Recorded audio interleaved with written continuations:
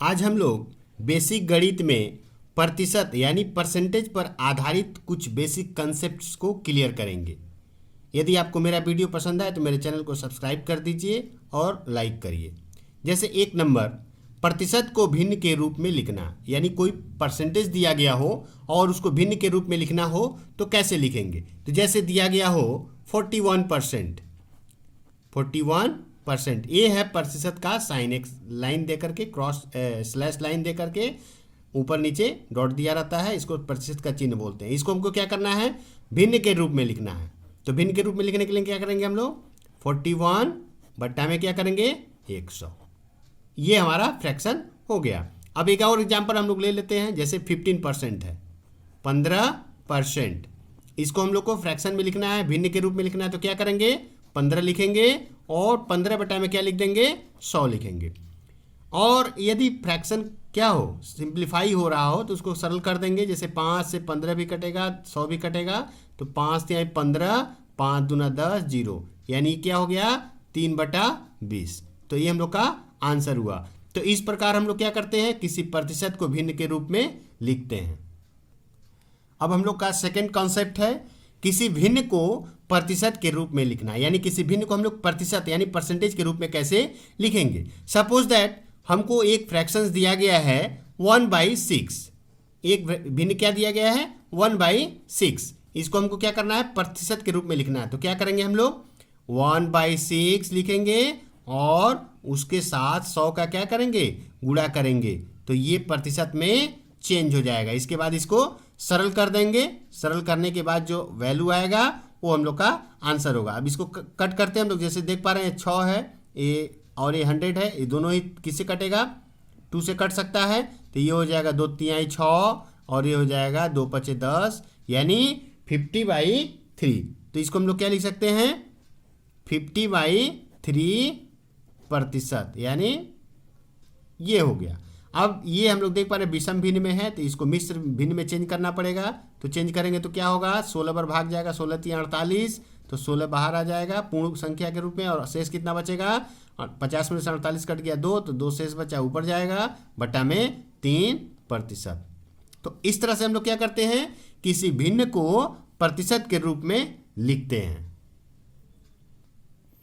अब third concept है प्रतिशत को दशमलव के रूप में लिखना, यानी यदि कोई परसेंटेज दिया गया हो और उसको दशमलव के रूप में लिखना हो तो कैसे लिखेंगे। तो जैसे हम यहाँ पर एक एग्जांपल दे रहे हैं 40%, ठीक है, इस 40% को दशमलव के रूप में लिखना है। तो इसका सीधा तरीका क्या होता है, 0 लिखेंगे, उसके बाद दशमलव लगाएंगे और ये जो संख्या दी रहेगी उसको लिख देना है और परसेंटेज का साइन हटा देना है। बस ये हमारा क्या हो गया, प्रतिशत जो है परसेंटेज के रूप में चेंज हो गया।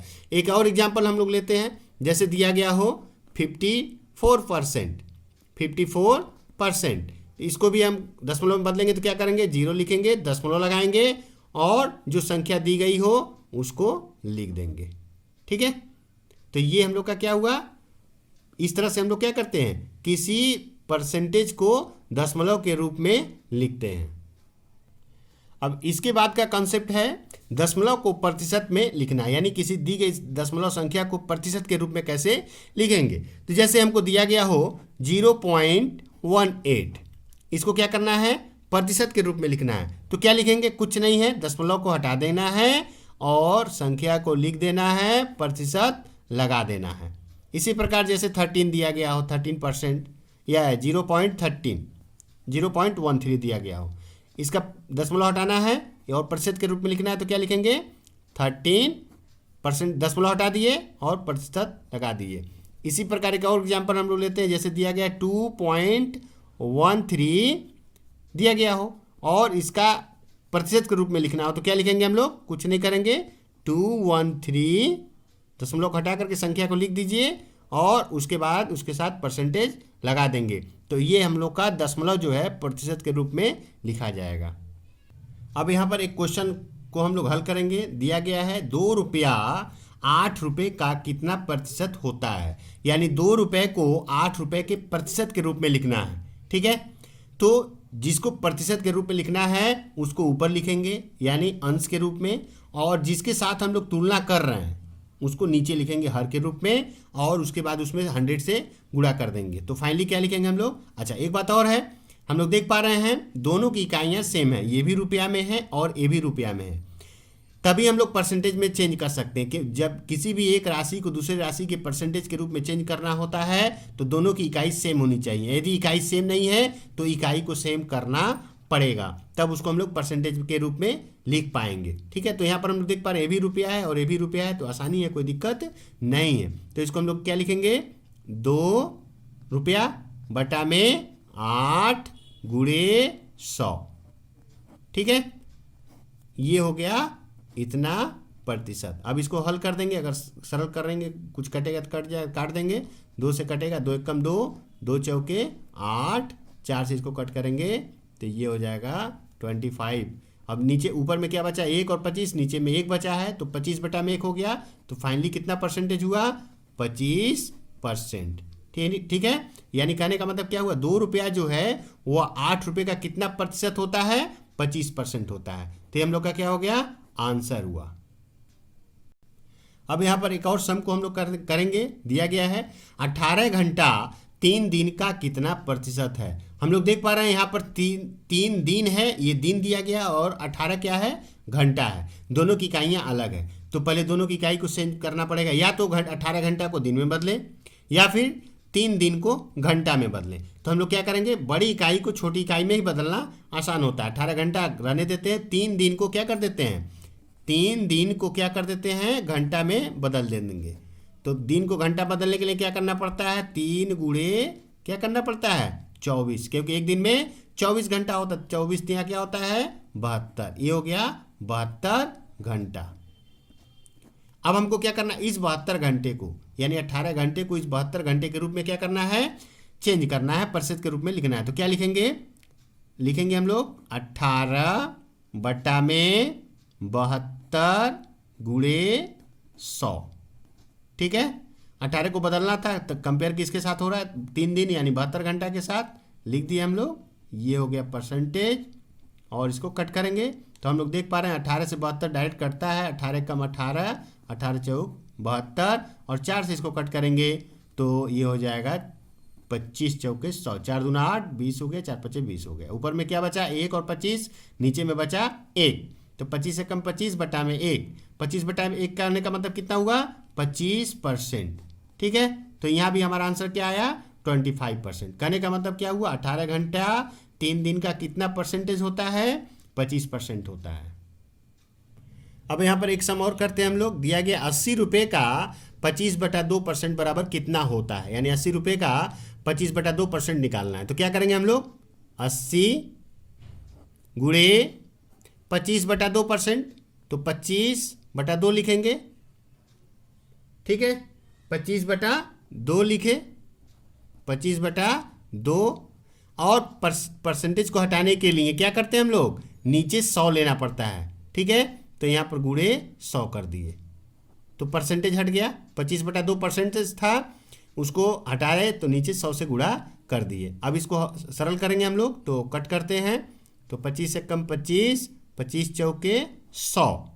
ठीक है, और 4 से 80 को कट करेंगे तो 4 एकम 4, ये हो जाएगा 4 दूना 8, 0, फिर 2 से इसको कट करेंगे तो 2 एकम 2, और ये हो जाएगा 2 एकम 2, और 0 लिख दिए। ऊपर में बचा 10 और 1, गुणा करेंगे तो 10, और नीचे में बचा 1 यानी 1 गुणे 1, यानी फाइनली कितना हुआ, 80 रुपये का 25/2% कितना होता है, 10 रुपया।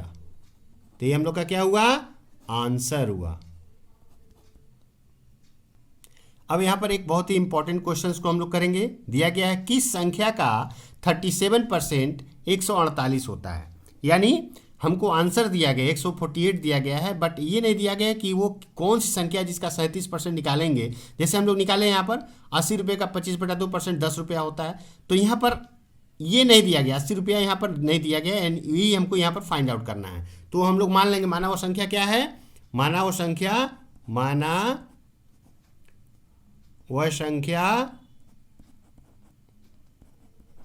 यक्स है।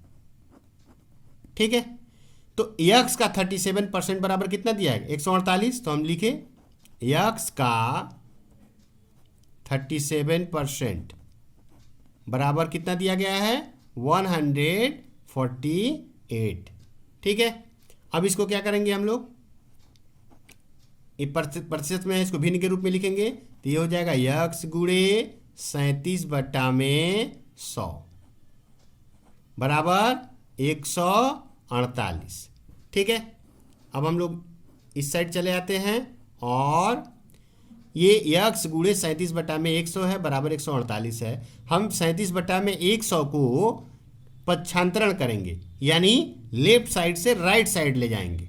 ठीक है, तो 37/100 है। ठीक है, तो इधर में गुणा है, इधर आएगा तो क्या होगा भाग होगा। तो भाग करने के लिए क्या यहाँ पर 148 भागे 37/100। ठीक है, बराबर ये हो जाएगा 148। ये भाग का चिन्ह है तो गुणा का चिन्ह चेंज करेंगे तो ये हो जाएगा 100 में, क्योंकि जब गुणा के रूप में चेंज करते हैं तो फ्रैक्शन चेंज हो जाता है हर अंश में और अंश हर में बदल जाता है। तो ये हो जाएगा 37। ठीक है, अब हम लोग इसको सिंप्लीफाई करेंगे यानी कट करेंगे। यदि किसी से कटेगा तो काटेंगे। तो हम लोग जानते हैं 37 से 4 टाइम्स में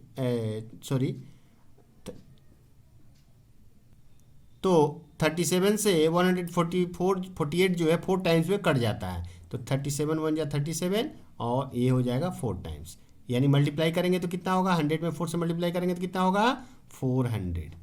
ये हमारा क्या हो जाएगा संख्या, यही है हमारा आंसर हुआ। यानी 400 का 37% निकालेंगे तो 148 मिलेगा। ये बहुत ही एक महत्वपूर्ण इंपॉर्टेंट क्वेश्चन है।